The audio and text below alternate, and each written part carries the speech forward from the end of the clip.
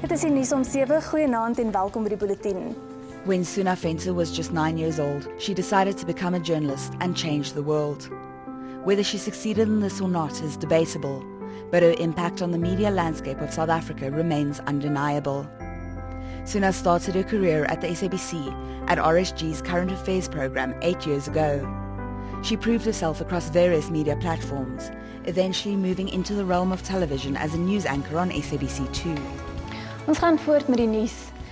Suna was thrust into the spotlight just slightly more than a year ago when she was suspended along with 7 other colleagues for voicing objections to the public broadcaster's now infamous protest policy, a ban on the news coverage of violent protests. Along with her colleagues, who would later become known as the SABC 8, she was subsequently fired and then rehired by the broadcaster after a Labour court ruling found their dismissals to be unfair and illegal.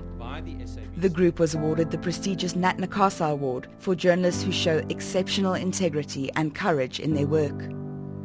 Despite the victory in this battle, the war was far from over. The SABC 8 launched an application for direct access to the Constitutional Court. Shortly after that, Parliament made a turnaround and appointed an ad hoc committee to investigate the internal affairs at the SABC. I believe in good and bad, happy, sad, sad and glad. During this time, Suna continued to be threatened, intimidated, and endured numerous physical assaults. The attacks against her are well documented. Her car was shot at, windscreen cracked by what police describe as ceramic bullets. On a different occasion, her brake cables were cut and her vehicle windows smashed. In November last year, a frantic early morning telephone call indicated that the intimidation had escalated to new levels. Suna had been kidnapped from her flat and duct taped to a tree on Melville Koppies. She was bruised, badly assaulted and shaken. The grass around her had been set alight. In January, she was shot in the face with a pellet gun. She underwent surgery to remove the 2 metal rounds in her cheek that narrowly missed her eye. Despite this and many other incidents attempting to throw her off course, she remained resolute and committed to the fight for a free and independent public broadcaster, a newsroom free from editorial interference. She wanted to change more than just the newsroom though. She wanted to change the world. Her love for international news and passion for the Middle East, especially the children caught up in the conflict, shone through in her reporting. When the SABC refused to send her to Syria at the start of the country's conflict, she took leave and went on her own.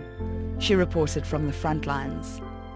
Her love for the region took her not only to Syria, but to Egypt, Libya, Gaza and Turkey, where she told stories of love and suffering, life and death, always with compassion, tenderness and understanding. It was on this first trip to Syria at the age of 24 that Suna was kidnapped by government forces, interrogated for days before being released and asked to leave the country.